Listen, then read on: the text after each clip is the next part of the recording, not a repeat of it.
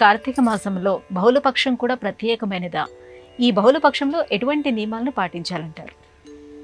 కృష్ణపక్షం వరకే ప్రత్యేకం అనుకొనరాదు.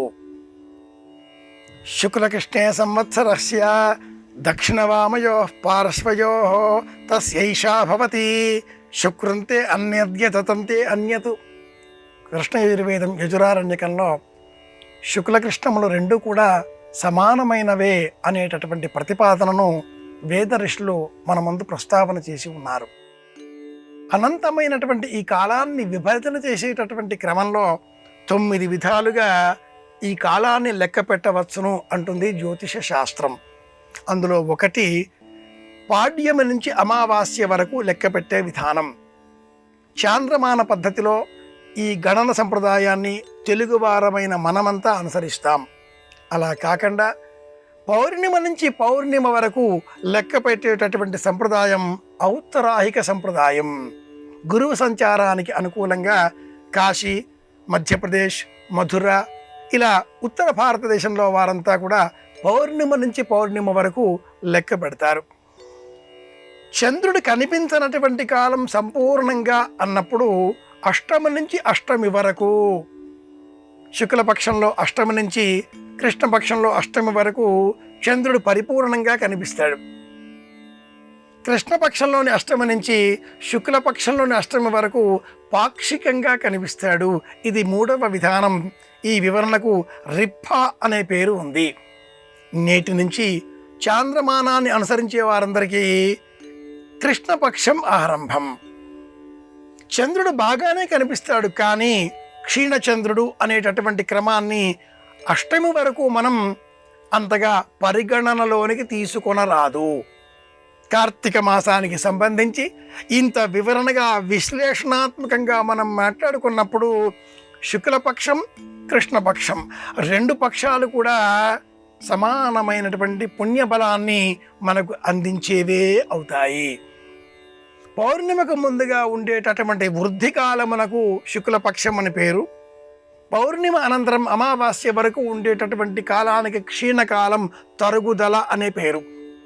పూర్వం చంద్రునకు అతడి మామగారు ఇచ్చిన శాపం కారణం చేత, దక్ష ప్రజాపతి ఇచ్చిన శాప కారణం చేత ఇలా వృద్ధిక్షయముల పాలైనటువంటి చంద్రుడి కథ శివపురాణంలో మనం గమనిస్తూ ఉంటాం.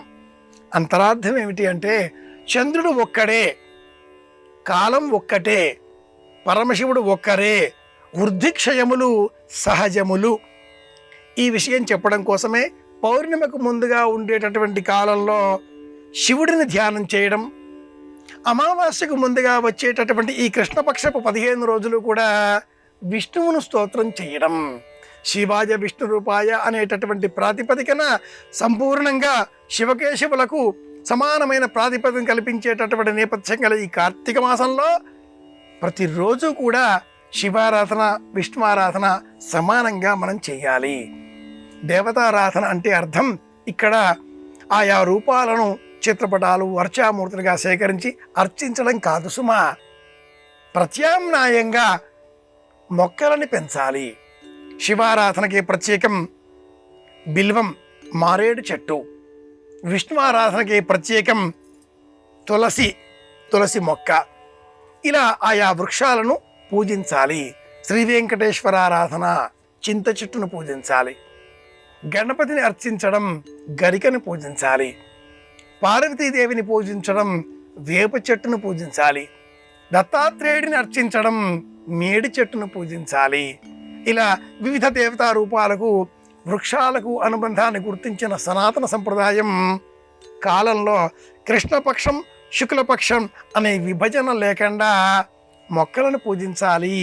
వాటి ఎదుగుదలను కాపాడుకునే విధంగా మన ప్రయత్నాలు ముందుకు వెళ్ళాలి అనే బోధ చేసింది.